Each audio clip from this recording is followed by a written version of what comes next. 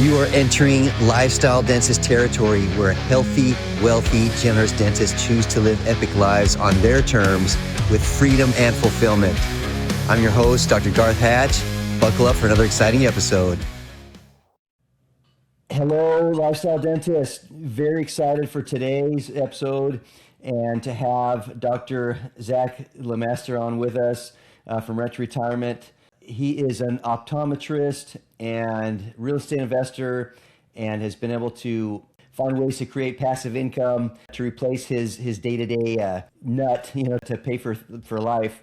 Unlike many doctors, practically most doctors that are still working because they have to, not because they want to. And it's a game changer when you can create passive income to generate income outside the practice where you're making money whether you're working or not. And then for me, at least, it makes practice more fun because I can do it because I enjoy it, not because I have to. So with that said, thank you so much, Zack, for being on the podcast. Garth, it's a pleasure to be back. So I appreciate you having me on again. Absolutely. Absolutely. And for those not familiar with you or Rent to Retirement, can you give us a little bit of background on you? I mean, what took you from an optometrist to a real estate investor? Yeah, certainly. I mean, so my history is that I have a background, obviously, in healthcare, as your audience does. I was always passionate about eye care as I was a young kid and had issues growing up, and my optometrist was influential on me. I joined the Air Force. I did the HPSP scholarship program. Many people are probably familiar with that. So Air Force paid for most of optometry school, and then I practiced. I was commissioned as a captain and practiced optometry in the Air Force for about 7 years, during which time is when I started investing in real estate. My first house I bought, and this is going back probably 15 years ago, used a VA loan, which means you get to put no money down. I bought a duplex. I lived in half, rented out the other half, and kind of got the real estate bug. I simply did that, Garth, because I liked real estate. It was a tangible asset class. I read the books, the Kiyosaki saga, all the things, and real estate just made sense to me. I understood it. I like the idea of building passive income using leverage, and then the combined ways you build wealth in real estate, like appreciation, debt reduction, things like that. That was a foundation of my kind of investing experience. And really since that point, my wife and I, we've continued to add properties to our portfolio. And that's one thing I tell everyone. Every single year since we bought that first duplex, which is over 15 years ago at this point, we've bought more and more real estate. Not saying we made money on all deals, right? But we've stayed in the game. And really what we found is within about 6 to 7 years of intentionally investing, we were able to replace our active income. And she's an optometrist as well. We met in school, which opened the door really to financial independence. So real estate investing, in our experience, I mean, it doesn't create, generational wealth or financial freedom overnight, but it also doesn't take a lifetime either. And when I say intentional investing, what I mean is we specifically started investing in different parts of the country that offered the best return. I think a lot of people invest locally because that's what feels comfortable to them. Maybe they they want to be a landlord. I would argue that's actually counterproductive based on, your time value. But that was a foundation for Rent to Retirement. And so we started this business over 10 years ago. Now we're the largest turnkey provider of rental real estate. And so what that means is that, following this is an evolution from our investing experience is we find the best markets across the country that offer the best returns. And then we build our local teams there it's mainly new construction. We do some renovation, but we build, lease, and manage new construction properties for our investor community, which is over 1 million members at this point, where we sell them a turnkey asset of a brand new construction house that's leased and managed where our team handles everything for them. So regardless of their experience, how busy they are, where they geographically live, they can access the best deals across the country and build a sustainable portfolio. And there's a lot of other cool stuff we do, especially on the tax side, saving high-income professionals, tens of thousands of dollars or $100,000 in taxes, and buying properties below market value. I'm sure we'll get into that, but that's kind of the gist of what we do today based on our own experience investing. So we're passionate about it, and we still have our license. My wife still works probably 1 to 2 days a month. We just got back from Indonesia. We lived in Bali for the past 6 months, taking our kids to school there. We are truly financially independent from our real estate portfolio, but we also are passionate about eye care, and we set up cataract clinics internationally in third world countries and we have a bigger impact globally in the eye care space because we're in a better financial position. So I always want to mention that, especially to a healthcare community. So let me stop there without rambling on too much. No, that was so much to unpack there. That was awesome. That was really awesome. I guess Just at the beginning, going back to when you bought that first duplex and continue to invest. Were both you and your wife on the same page, or did you kind of see the vision and she kind of came along, or how did that, or was she the one that kind of wanted to initiate it? How did that stretch out? Because a lot of times with anybody, but including doctors, it's kind of like one sees the vision, the other doesn't, and so a lot of times that doesn't happen. Yeah, having your spouse on board. I mean, I always think they're your partner, and well, really in life, right? But any business venture you do. But I mean, she was on board. She was never involved in the business, candidly, and still isn't. She's supportive. She comes from an immigrant family, and so I think her father was a hustler, doing some apartment stuff. So I think that was maybe an easier entry point for me. So it wasn't a big obstacle, and she's always been supportive, even when I've taken on probably more risk and made some bad decisions, but like she gets the long game of it, and so it was not a big obstacle for me. That's awesome. That's awesome. And that's another thing I love about real estate. I think of all the investment categories, I think it's probably the most forgiving. You definitely make your money when you buy, not when you sell, and so it's so important to just buy right in a good location. It doesn't have to be a steal, but you want a good fair price in a good location. And it's usually, at least in my situation, typically does not make a ton of money right off the bat. But I look at properties that I bought with time and what they're worth now. And I had a similar situation. I was also military in the Army, but HPSP scholarship for dental. My first house that we bought in Columbia, South Carolina for $98,000, and at the time was so stressed out about that. It was so much money. and we ended up buying 3 properties in the same neighborhood called the Summit in Columbia, South Carolina, and just to see what they're worth now. And across the board, like anything that I've purchased, I guess my biggest regret is not buying something sooner, because with time, it seems to take care of all mistakes, as long as I can hold it for long enough. I'm glad that you said that, Garth. Yeah, because there's a saying I kind of have thought about a lot. As time heals all wounds with real estate. I mean, I think that's true with a lot of things. But yeah, I mean, look, even if you don't get a huge discount on a property, if the property is cash flowing, if it's covering all the expenses, and is in a good market and good location, it's really hard to go wrong on that over time, right? All real estate, especially with inflation that we're dealing with now and likely will, like that causes rents and home prices to go up. Like it devalues debt quicker, right? If we want to go down that rabbit hole, but like holding over time, it's just is exponentially better for your real estate portfolio. And that's the way we think about everything. We're not flippers. We flipped a bunch of houses. We're not wholesalers. We're in the long game, right? It's about receiving passive income, creating substantial tax benefits that you can write off against your active W-2 income or your practice, which I'd love to talk about. And, using real estate as a strategy in long-term investment as some level of retirement. That's why our company is Rent to Retirement, right? It's like right in that category. Mm-hmm. Yeah. How would you break that down? Say somebody's just learned about this for the first time. Maybe they have a 401k, they have a practice, that they're actively working in, but that's about it. And they're like, I do think it would be worth having some other assets aside just, an S&P 500 index stock. What would be the best way to get started in the rent retirement, and maybe expound on that, on some of the many benefits of real estate investing? Yeah, certainly. So, and cut me off at any time because I can go deep on some of these, especially the tax side. But look, I think everyone needs to own real estate, hands down. It's just in whether it's a few houses, one house, whether it's a large portion of your wealth, like it is for us, because that's what we know, and that's our competitive advantage to get ahead. But real estate it's the most proven asset class over time. I mean, since people needed a place to live, which has always been the case, real estate has been an investment. And that also makes it a sustainable investment. There's a shortage of housing, so like there is, especially affordable housing. So real estate is a very safe asset class. But where it becomes unique, and I think more advantageous than, say, just stocks or other things, or pumping into a retirement account, which you can invest in real estate, by the way, through your retirement account, doing a solo 401k or self-directed IRA, but is that one can use leverage and use additional tax benefits that help you really get ahead. And that's when I think about what catapulted our ability to retire and actually surpass our active income as optometrists. It was buying right in the right locations where there is opportunity, and it was maximizing the tax benefits of real estate. So maybe let me just expand on that for a moment. I think most Please, people that would be helpful. Yeah, that'd be yeah, really because helpful. most people are familiar, like, hey, you buy a rental property, I get it, ideally it cash flows whatever a month, and if you have 10 or 20 of those, you can multiply that. Great, that's passive income. I get it. The house is gonna likely appreciate over time. That builds wealth and equity, and maybe and the tenant will pay the loan down. And all those things are working in combination every year to build wealth, right?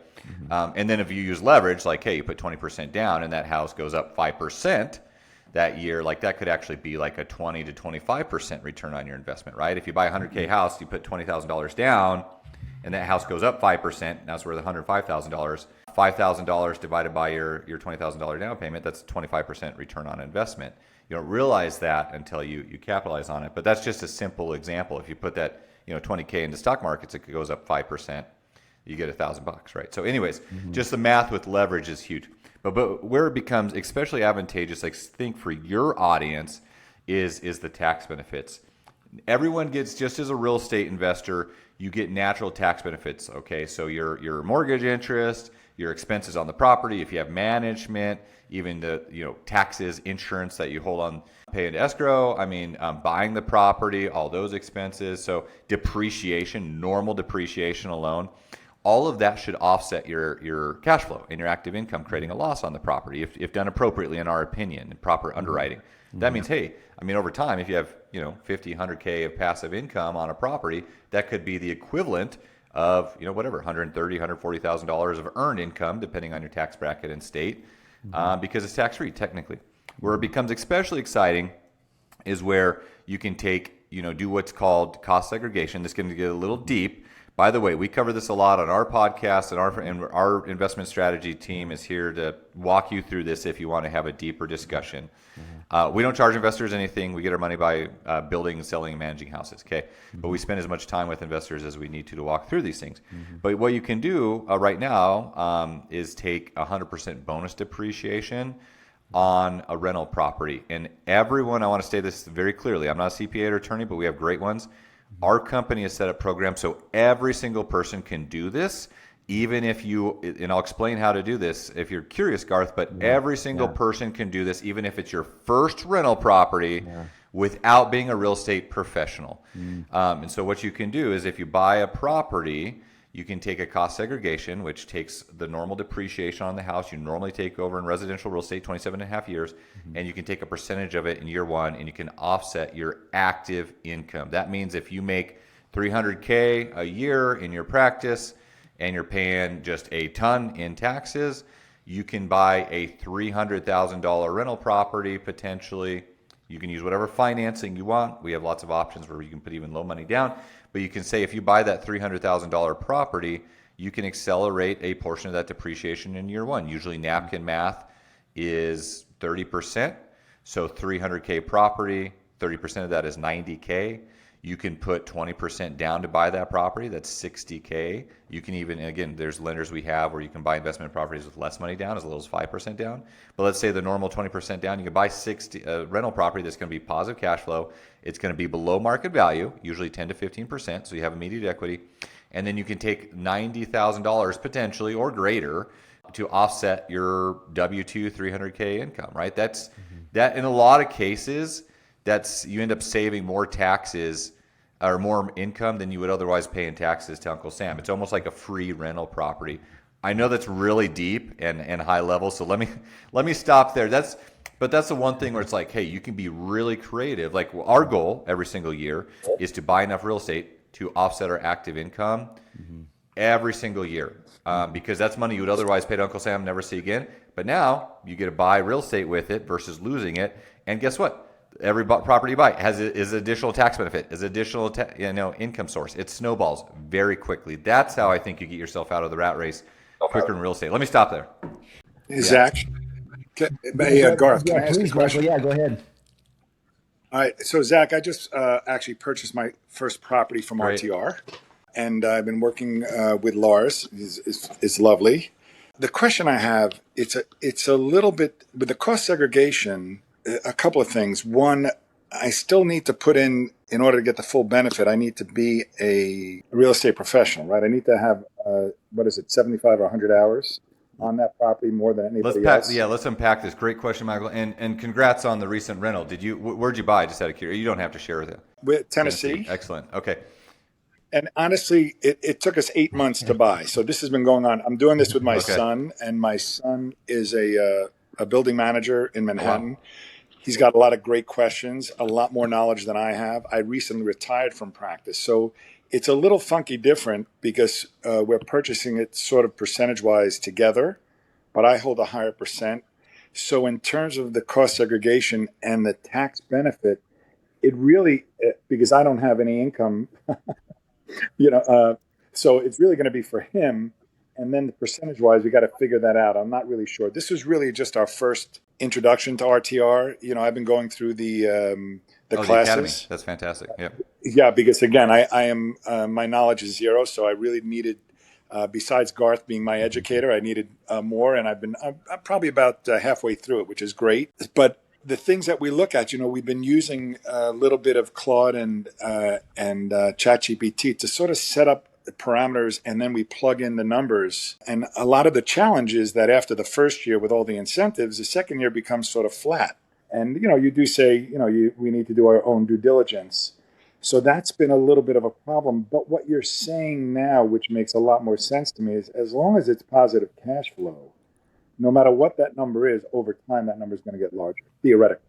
I mean, again, there's no perfect, but right. And this is not really so much for me. I'm 63, but my son, who is 31, 32, something like that, I look at it as a way to really transfer for him and my other kids. I love that. Well, thank you, Michael, for the questions and the confidence. And hey, congrats on the recent retirement. Congrats on the recent investment property and the journey. I think that's so cool going through the journey with your son. I mean, that's something I think about. My kids are much younger, but even now at this point, we talk about money with them. We talk about investing because we all know, I think here and all the audience, like that's not stuff like financial literacy is not things we're taught, right, in school. So it has to be self-taught. And I think when you bring it into the family environment, especially like, in partner with your children, I think that's such a great way to, build hands-on knowledge with them. So a lot of things to unpack there. Let me kind of go through this, a few specific things. And for the broader audience, what Michael was referencing with incentives is that, one thing that our company does is we try to, there's national builders we work with and national rehab teams where we have a very large community and we move volumes of homes and on an institutional level. Just like Blackstone would come in and buy hundreds of houses from, a national builder like Lennar or LGI or Toll Brothers as rental properties, they get preferential pricing. Our company gets the same thing, and then we pass it on to the investor, usually in year one, which does boost year one performance. But yes, Michael, I think for your case, like you obviously need to do the underwriting and understand what the longevity looks like. My goal with any property I buy is I of course want it to be positive cash flow because I want it to control or cover itself, right? I never want to be coming out of pocket, and there'll be maintenance things that come up over time. But you want to have a reserve account. But when you can pull these other strategic levers like the tax benefits to really get yourself ahead, that helps to really boost your return on investment. That way, when you're comparing all investments across the board, it allows you to be a little bit more of a strategic investor as well. So back to your original question on the cost seg side, this is again a deeper dive into this, and this isn't accounting advice, but again, we have accounts that we make available to our community if you need one, where essentially what cost segregation does is it allows you to accelerate your depreciation on a property. This is part of the 2017 Tax Act that was then phased out, but then brought back and should be here through 2029, possibly longer. So, I mean, we'll see. But it is something that is really, I think, advantageous for high-income earners and doctors right now. You got to pay attention to. And like I said, if you do it right, every single person can apply this against your active income. How you qualify. So let me back up for a sec. Every single person can do accelerated depreciation on a property. And again, all that is taking your normal depreciation, which every person takes legally required to by the IRS. And it is recapturable, by the way, when you sell the property, but then you can 1031 it. And there's ways to perpetually, kick the can down the road and possibly never pay it and, part be out of your state, things like that. Taking a portion of the depreciation and taking it in year one, that's accelerating the depreciation. That's what we call bonus depreciation, because not everything in the house is going to last 27 and a half years. So you actually have an engineer do a study and say, your roof has this lifespan, you have like 15-year lifespan, and you take it all in year one. So that's taking, like, if your normal value of the house is $300K, that's just my simple napkin math to use, and you accelerate usually around 30 to 40% of it on new construction, because you get more depreciation with new construction, everything's new. Usually, 30 to 40% you get to take in year one. Everyone can do that. Where it becomes exceptionally beneficial is taking that 30 to 40% against your active income, your W-2 professional. So that's what Michael was talking about, is as a real estate professional, taking against your active income. It doesn't matter if you're, whatever you're doing to earn your income, there is ways to do that. It's one of two ways. One way is to be a real estate professional, which probably would not qualify most of the audience, because you have to be full-time in real estate. If you're a practicing doc, that's probably not going to be the case for you. Some people are able to do that by having a spouse do it. If you have a robust rental portfolio and they're actively managing it. To me, honestly, that's the harder way to do it. And even if you can't do it in year one, maybe you work up towards that in year 2, 3, 4. Just that's your vision, right? You're building a portfolio. It's 750 hours. You have to make sure that that's your main income source, that you're working more on that than any other income, any other job. Now, again, if you're full-time practicing and your spouse isn't, your spouse could possibly qualify for that. And then all the real estate you own, you get to do this with. The other way is a short-term loophole. And I hate the word loophole because it sounds like you're skirting the rule. Like, this is written in the tax code. In fact, I have it pulled up here. If anyone wants to Google this or pull it into AI, it's Temporary Treasury Regulation 1.469-5T, parentheses A, parentheses 2. That's what you need to be looking up to understand the short-term route. And what this means, the IRS looks at this as short-term rental as an active business. And so when it's an active business, you're actively working on it. And so it means that you can actually take accelerated depreciation against your active income. Now, to get even deeper in there, there's 3 ways, and this is where our team can walk you through this. There's 3 ways to qualify for your active participation. Number 1 is to be to meet material participation. You're the only person or you're the main person working on this. You have over 500-hour minimum, you can have management, but it's kind of like the real estate professional. The second, and honestly, just don't pay attention to these first 2 rules. The second one is a 100-hour minimum, but you're spending more time than anyone else. The third and most important way that people can qualify for this, and this is how we do it in our program, is when you buy short-term rental, if you're the only person, and this is called the substantially all rule. There's a 500-hour rule, the 100-hour rule, and again, you guys can look this up based on the Treasury or the IRS regulation I said. The third test is a substantially all rule. Basically what that means is if you are the only person working on the rental property, you're not hiring out management, you're not hiring out cleaning or maintenance, there's zero hours on this. You literally could rent the property out for 1 day. And then now it has to be qualified as a short-term rental. Then you would qualify for this. So let me explain how this works with our team. Most of our, and then Garth, I'll shut up and turn it back over to you. I know I'm going down a deep dive. So yeah, this is great for me too. This has to be a vacant. So this is how we do it set our clients up for success to do this, and how anyone listening to this could do this year. You buy a vacant new construction property, and you can do it on your own, but this is how we go through it. You buy a new construction property through our company, and again, there's incentives where you can get up to $20 to $30, possibly $40,000 cash back at closing on those properties. That could cover half of your down payment or more. That's what Michael is referring to as incentives. That's our wholesale discount by buying these at bulk from these builders. You can also use it to take a price reduction or buy a rate down or a combination of the above. So we can get into that in a sec here. On the cost segregation side, you buy a new construction vacant rental. Has to be vacant. We will actually be your tenant. We will guarantee a tenant occupancy because as your first tenant. And then after that, you can decide what you want to do. You can continue to rent it out on a short-term basis, whatever. Most people do this in Q2 or Q3 or 4, which we're in right now. I don't know when this will be released. So what that means, because it's all about the year that you put it into service. So in 2026, You buy a new construction rental, it's vacant, you lease it out on a short-term basis. It doesn't matter how many times you lease it out. It has to be less than 7 days as your average occupancy. That's what qualifies it as a short-term rental. So let's say you rent it out one time to our team. We'll guarantee the first rental, and then you do nothing else with the house. You don't have to furnish it. This is what makes our program really accessible and easy for people. All you do is you set up an Airbnb listing. You have to do this. We can't do it for you. And it's you're not doing their co-hosting program. That would disqualify you. You are the manager on the property. You set it up on Airbnb. You list it for rent. We go through Airbnb, rent it out for you from you for a few nights. We pay you rent. That qualifies the property as a short-term rental. Again, you don't have to furnish the house. You don't got to spend 20, 30K furnishing it. If you want. Now, after that, it's up to you. You can continue to manage it on your own, or just leave it for this year, this calendar year. In 2027, January 1st, 2027, you do whatever you want with the property. Most of our investors will just turn it over to our long-term property manager and operate it as a long-term property management at that point. Some continue to actually short-term rent it on their own. That means they have to furnish it at that point. Some people do.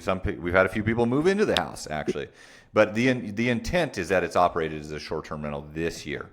And what that does is that qualifies you under the substantially all rule, where you're the only person managing the property.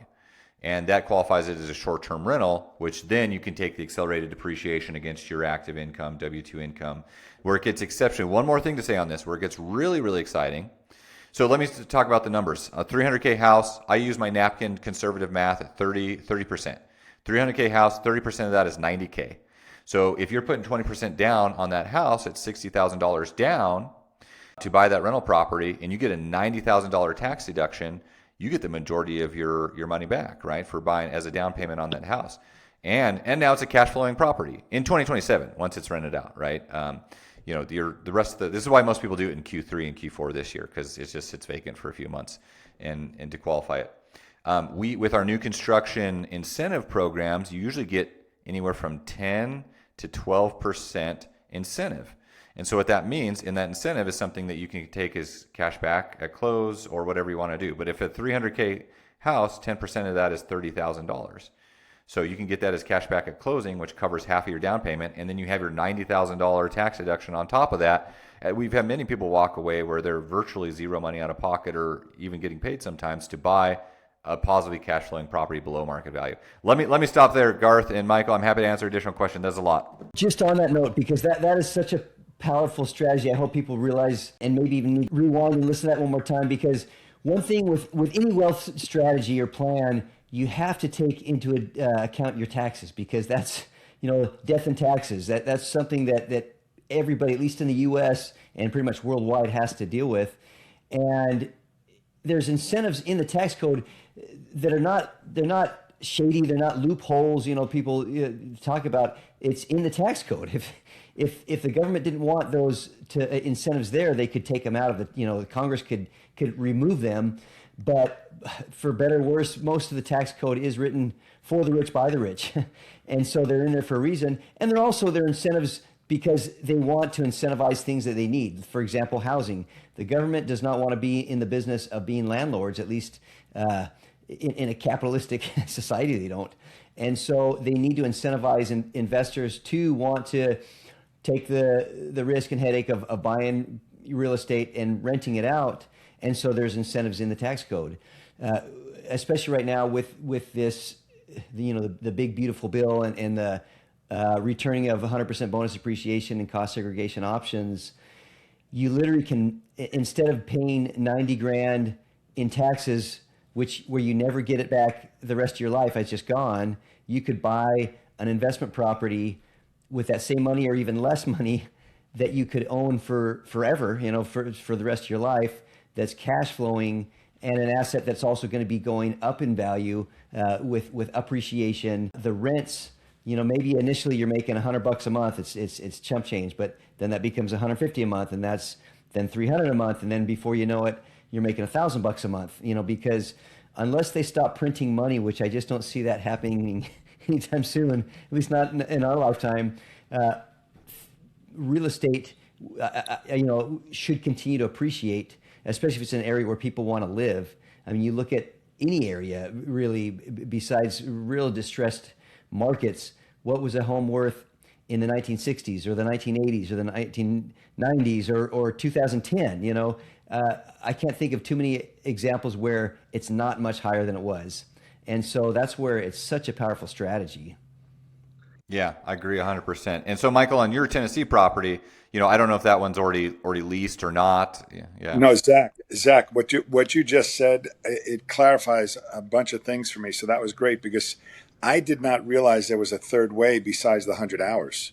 And I thought I'd never, I could do the 100 hours, but I don't really I have hear that that active all income. the time. People are like, "Oh, my CPA My said I son have to have the does. 100 hours." It's like, Right. So it's the third way that is a home run because, I was even thinking we were going to do an STR the end of last year. I said, oh, great. We can just, if we close in December 1st, and then we just need to do the hours. So my son was like, oh, well, I'll go the weekend. We were going to do it in the Poconos, which is like 2 hours from us. And that just didn't work out. But this makes a lot more sense to me. And I didn't know that RTR does that. I guess that, with a lot of conversation with Lars, we didn't get to that. So that's good to know. And I guess he can direct us. I assume, is he our guy? Is that how it works? yeah. And candidly, that is a new program, by the way. We're launching it. It hasn't even been public Oh, yet. perfect. Public yet. So it's called our short-term rental program. So I mean, you guys are literally the first to hear about it, and it is limited inventory. It's not going to be all properties, but let me say that one more time so you guys can look it up. It's tax code 1.469-5T, parentheses A, parentheses 2, and it's called the substantially all rule. You punch that into AI and it'll give you exactly the details around that. And it makes it, I think the big thing for us is like anyone can do this with any short-term rental, but the challenge is like, you do have to make sure you have a tenant and you have to furnish the house. There's a longer runway doing it on your own. So we've just tried to expedite that because we'll have a lot of people that come to us on December 15th, December 20th, and they're like, holy cow, I need to close a property. I need to say it's like behind the eight ball. So this is a way to that's not the ideal scenario. I hope people are taking action and planning sooner than that, but that's a way to help them. So Zach, I do have another question if it's okay with you, Garth. Please, absolutely, Is that all right? Michael, yeah. Okay.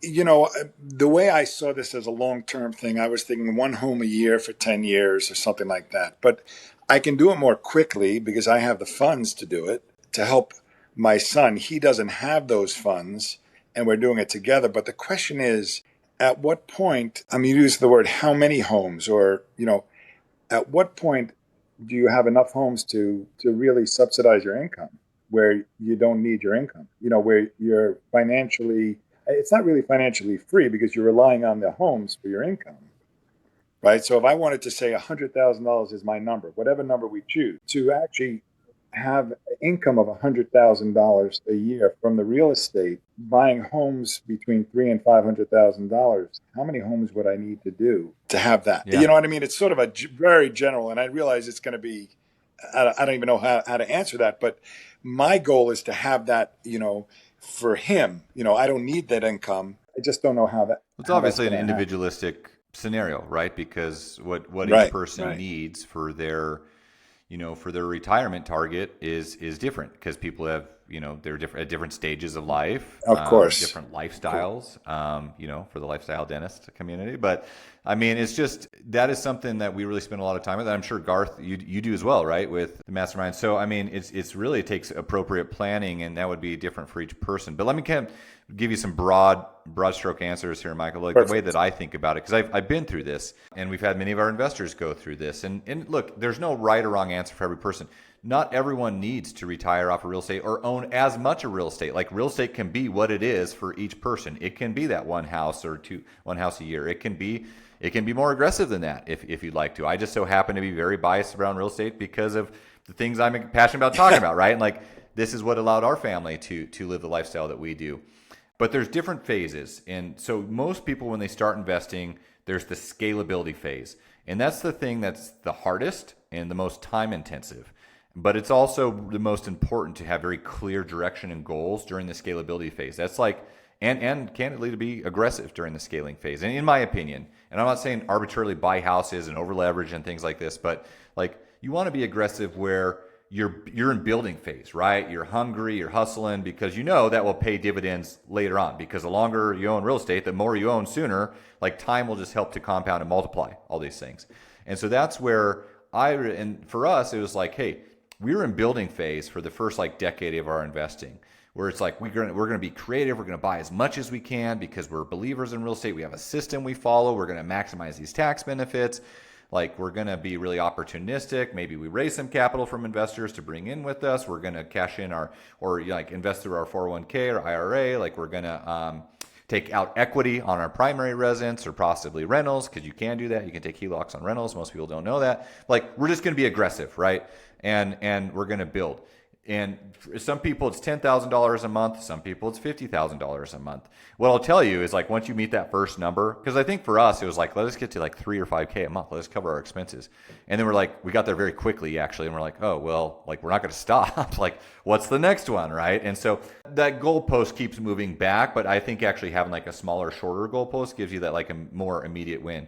And then you can reevaluate those. But at some point, you're going to want to like stop buying houses, and you're going to want to be in an optimization phase. And that was probably year 9 to 10 for us, is where we got to it, where we've been super aggressive, buying a bunch. And then we're like, let's optimize. Let's de-risk a little bit. Let's optimize. Let's put some systems in place, because owning a property, even buying turnkey, can feel like sometimes you're herding cats. Like, you don't want to own 30 different houses in 20 different markets. You kind of want to choose a few different geographic locations and it's like scale your portfolio there, just from a system standpoint. But then optimization is like, let's maximize the rentals here. Let's maybe be aggressive on starting to snowball the debt pay down on some of these, because look, when you have leverage on these things, yeah, rents are going to go up every year, but at some point, like whether you're putting them on 20, 25, 30-year loans, at some point, like, these things are going to start to be paid off. And then your cash flow like 4X's, right? Because your loan payment's your biggest payment. And then it's just like this hockey stick growth. And also, once you're in scaling phase, if you build up, enough cash flow every year and you don't necessarily need that, one thing you could do is aggressively pay down the debt on one property. And then there's a snowball effect there, because then you get, once one's paid off, it's easier to pay off 2, easier to pay off 3. There's not one way to skin the cat on this, but there is a lot of ways, Michael, when I think about like what's appropriate for that person. You just need to have very clear goals in place. But no matter what, when you're in the scaling phase, I think the thing to be focused on is, how can you be responsibly and strategically as aggressive as possible to buy as many houses to fit your goals, and utilize these things like these tax benefits, because these are the things that's going to help expedite your success. So I don't know if that was too much of a blanket answer for you, but yeah. No, that was good. I got some good little details from that I can definitely move into. And I think, obviously, it makes sense to have a clear direction and goals. It's like you set your vision and then everything else moves toward. I mean, it's what we did in practice, right? Right, Garth? I mean, we build the field. This is what we want, and then we let it run. That's a big challenge for me, because I'm still trying to understand just the business of real estate, right? So I'm a novice. So. But that was very helpful. Thank you. Well, and that's a good point, Mike. I think there's a lot of doctors, dentists out there that are in that boat. I mean, unless you were familiar with real estate or read a book like Rich Dad Poor Dad or a real estate investing book, it's a new concept. I mean, most people don't regularly own rental properties. Your average Joe, including your average doctor, dentist. I mean, it's not real common. And so, at least for me, I didn't know what I didn't know. It wasn't until I learned more about the tax code and how many incentives there are, not just for real estate, but for me, that's definitely by far has been the best use of the tax code is buying and owning real estate, for several reasons. It's just something real. It's a real tangible asset that's not just going to be coming zero. It's not like a stock that could go to nothing. There's always going to be, as long as you're in an area where somebody would want to live, you're going to have value in that property. It doesn't go to the moon as far as in value, but it also doesn't just sink to nothing either. So it's a very stable, tangible asset that's, I mean, literally, you go back to Bible times. I mean, they would invest in real estate. So it's something that has really, proven the test of time, that it's an asset that people want and need with time. And if you own something like that, eventually it's going to be worth more and more, and your debt, paying it off is going to be worth less, it's going to be less and less, to where eventually you own it outright. And so I think for most people, the hardest thing is just getting that first property. Number one is for us, it was by far the hardest. It was the most scary, looking back, it's almost laughable, but it's like if you can just get that first property, get it under your belt, hopefully it's cash flowing. I don't recommend people buying something that's not at least breaking even cash flowing, because then they get a bad experience. They feel like they got burned and they never invest again. It's like, no, just get a base hit. You don't need a home run. Just get a base hit, one property that's essentially hopefully cash flowing a little bit, or even breaking even, but ideally at least making $100 a month or whatever, and see how that works, and also see how much less you're paying in taxes when you strategize it right. Like you mentioned, Zach. Okay, man, yeah, I've been paying 150 grand a year in taxes. Now that took my bill in half, or potentially nothing, depending on how much you bought. You really quickly see how powerful the strategy is. Yeah, 100%. And I agree with you, Garth, that first property is essential. Not so much financial. I mean, yes, it is, but also just mentally and like emotionally, because that your first property is going to be the hardest one you're going to buy. Even if you're buying, the turnkey route and new construction, and the thing is like just the mental and emotional hurdles, and you're learning everything for the first time. The lender, oh my gosh, working with lenders and like all the documents and information, it's exhausting. Candidly, that's the most exhausting part. I mean, I have to share with you, Zach. It's so funny because the house we bought is actually, it ended up being $200,000. So I could have easily just paid it, and going through the hoops with the loan, all my assets, and I was like, okay, this is getting to a point. But then I said to my son, I said, I think it's important, like you just said, going through that process is important so that I know what it's like. Whether we do it again or not doesn't matter. I wanted to have the whole feeling of the whole process, because maybe the next house will be $1 million, and I'm not going to want to put the cash up front. So I want to make sure that I understand all the different pieces as we go through the process. And I hope you're right that it doesn't take me 8 months to purchase another home. I mean, and I'm not going online to look at 1,000 homes. I'm looking at RTR's homes. It's not like I do have a limited number. It's not, but it's hard to pull and at the least trigger. you got your loan documents all together in a bundle. You may have to update some of them, but yeah, that has been the bane of my existence, candidly, is like they're a necessary evil. And hey, leverage is a exceptionally powerful tool, right? Especially long term. But yeah, it's a pain. So you're not alone. Right. And then Dave says, "Oh no, real estate, no leverage. You buy it with cash." And I'm like, "Oh, okay." Again, everyone's got their opinion. So, but we have a lot of docs, very interesting. just from partnerships like this, and communities that I'm a part of in my background, a lot of military guys and other things that invest with us simply for the tax purposes and ease of ability to buy real estate. But when you think about it, it's like, hey, if you had that same 200K, I mean, yeah, you could put it down on one house, and yes, you'd cash flow more because there's no loan, and it certainly would be a much easier transaction. And they usually don't take 8 months. I don't know if that was part of you just getting ready, Michael, as well. But no, that was me. No. When I say 8 months, it was not. Listen, it was maybe a month once we decided, right? But it was making that decision of which home, and and then after all these homes, we purchased probably the least expensive with a there's actually someone leasing the building already. So the whole thing was sort of funny how it came to be, because I think I just got tired. Let's Fatigued. do something. Yeah, it's a real thing. Again, especially going through the lender. But hey, you probably learned a lot more than you even realized just going through that arduous process. We try to make it as easy as possible. But my point previously was that, hey, that 200K, yeah, you can buy the house cash super quickly and cash flow more on that one.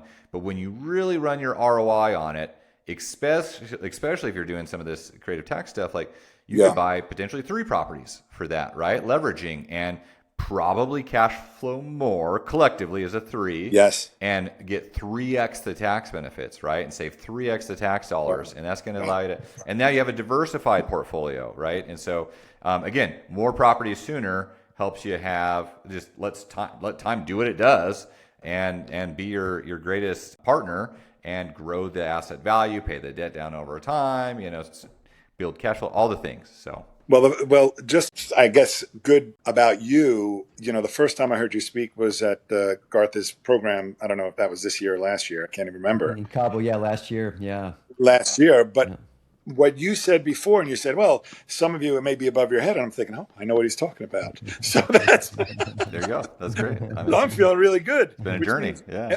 Evidently I'm learning, which is really great. So that was really helpful. So thank you. Yeah, and your son too. I'll say, like, look, the Yeah. biggest piece of all of this, candidly, is Yeah. it's less about the numbers. Yes, the financials again are important, but like the education, right? And the fact that you're doing it with your son, and Yeah. he's got his entire life to apply these types of concepts. I mean, think about how big that impact is. I mean, we're all on a journey of learning our entire lives, and the beautiful thing about real estate is like it's always changing. It keeps all of us young because there's always something else to learn and apply. Right? I love Yeah. it. It's a lifelong journey. On the note of debt, debt is an accelerator. It can help or hurt you depending on how you use it. And I compare good debt and bad debt. I mean, in Robert Kiyosaki in his Rich Dad Poor Dad talks about that good debt and bad debt. And I do agree with Dave Ramsey on, especially on personal debt. I don't think it's a smart idea to go get a loan to buy a new boat or a car or some other depreciating asset that's going down in value. And yet, if I can buy an asset that has intrinsic value that people want to live in, and 9 out of 10 times will go up in value, I'm okay with taking that debt. And that's why banks, you could go to a bank and say, hey, I want to borrow $100,000 to buy stock in your company, borrow 80% of that stock value. Even in their own company, they're going to laugh you out the door. They're not going to loan you money to buy stock, even in their own bank. And yet they'll line up all day long and give you a loan on a piece of real estate for 20 or 30% down, because they know that asset is not going anywhere and it's an intrinsic value.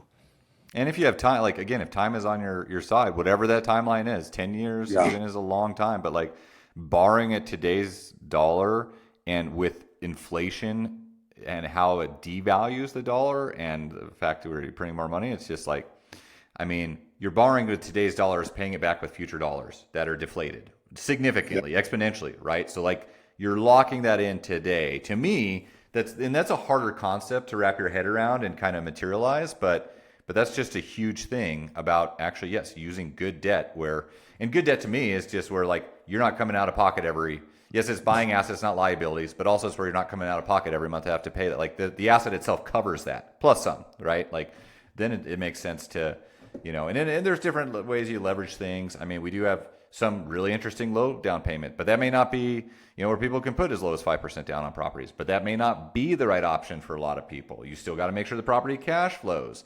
Like there's all sorts of things to really understand. And that's, again, going back to Michael's question, that's why it's important to have that plan and work. And sometimes it takes 8 months working with our team to go through that, or your advisors. Like, that's okay. You guys pulled the trigger. You got it done. Like, that's the most important thing at the end of the day. Well, I think that's a smart point too. You talked about with cash flow, and for me, that's a top priority. It has to cash flow, at least break even from day one. Because if it can cash flow and break even day one, and I've got enough reserve, okay, that it's I'm making $100 a month, and the washer or the AC needs to be fixed, or I need a new water heater. Things like that are going to happen.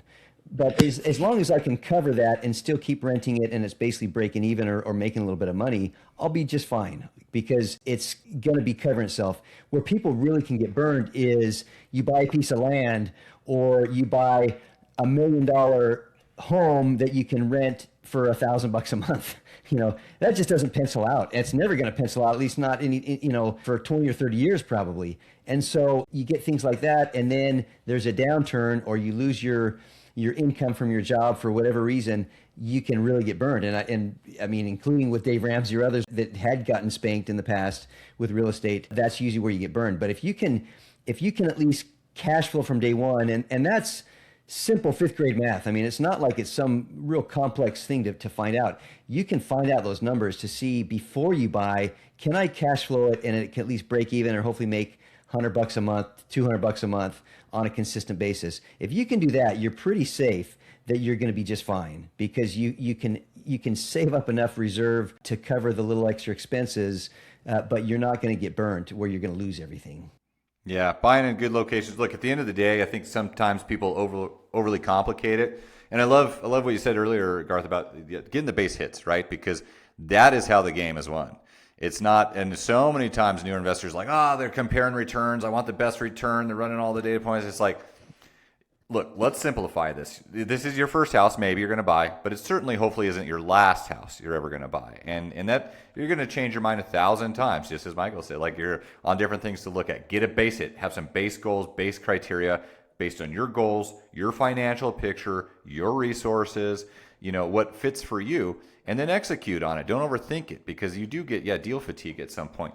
But it's those base hits of just buying good deals in good locations with good teams, and just repeat it, right? It's almost like, don't worry. So yes, you want to be buying good returns or on any investment you make. The reality is you don't know exactly how the property is going to turn out over time. There's going to be fluctuations, some above or below that line. That's why it's important to have a portfolio, because it kind of averages out, right? If you have one underperforming asset, you have another one that's overperforming, and it's the law of averages.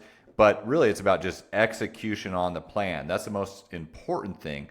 But buying good properties, good locations, with good teams, really hard to go wrong. And I think that's the recipe for success long term. And on that note, that is one thing I love about rent to retirement, because these strategies will work whether you buy a home, next door in your own hometown, or you buy anywhere. I mean, if you're in the U.S., you can use these strategies anywhere you are. But the thing I like about with rent to retirement is you guys really make it real, turnkey, where you're buying already in good locations where there's anticipated growth and people are moving to at an affordable price where you can cash flow. It's at least breaking even, if not, in most cases, cash flowing pretty well right off the bat, and providing options for the property management. Because for most people, that's their biggest concern and headache is, well, I don't want to fix toilets. I don't want to fix toilets either. That's the last thing I want to do. But I've got a good property manager in all the areas where we've got rentals, and they can handle those kind of things. So I don't have to deal with that. And so you need to have a team and invest somewhere where you can have good property managers. If you've got a good team in place, then you can go hard. You can buy multiple in one area. But I like that idea of having the team. And also I like going, you can have multiple areas, but I wouldn't recommend investing in 10 different areas, buy one home in every area, because then it does really help, headache wise, it spreads things out. But if you went, deep in 2 or 3 areas, I think that's a really smart way to go. Yeah, I agree. You want the economies of scale, right? And you don't want to be spread too thin. I mean, there's a lot of people, I think, Garth, we experience that historically have had a bad experience in real estate, and there's some common themes we see with that. It's either they were self-managing and it was exhausting for them. They tried to rehab a property and they're not a contractor and they have a full-time day job. They bought at a distance and didn't have a team in place and didn't follow a process, or they maybe over leveraged, or there's someone that did buy, like they didn't have a plan and they're buying those sporadically all over the place. Like there's a handful of different reasons people didn't have a good experience. And then they kind of apply that to like, oh, that's just real estate in general. It's like, no, you just didn't have the right approach. And I'm not saying real estate's there's no obstacles. There is in any investment. This is a business, like you're housing people. That doesn't mean you need to be the person managing it, but think about what your time is best utilized for. I think, especially as a newer investor, just as Michael told us, it's learning. Yes, you got to go through some procedural steps to learn, but especially for, a high paid professional, is your time really best spent managing that property?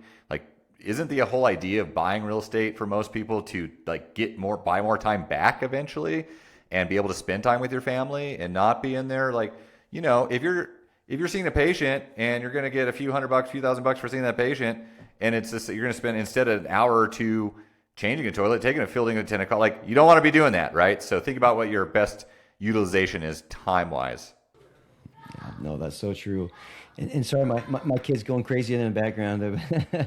But hey, I want to be respectful of your time, Zach. And just to wrap things up, anything that I did not ask you that I should have asked you, or if, kind of looking again at a dentist, wanting to kind of get this going, and, what's the best place to start? I think the best place is to start. I'm not saying that not to shamelessly plug us. Look, I'm about real estate. It obviously changed our lives significantly. There's a lot of work over time. We built this company out of necessity for our own investing, right? So, and I've been there, as running practices, operating our own private practice, just doing the day-to-day. And it's tough, right? And I think a lot of people are looking to buy their time back, as I just mentioned. But at the end of the day, you just have to start. You don't have to know all the things. You never will. but have a good plan in place. We're happy to work with anyone that wants to, just learn about our process. But I think the big, like, choose a couple of things that you really think are going to have the biggest impact on your financial picture this year, and go out and execute them. And you don't have to be perfect about them, but have some advisors. You don't have to be a lone wolf out there. Join some masterminds, join some communities.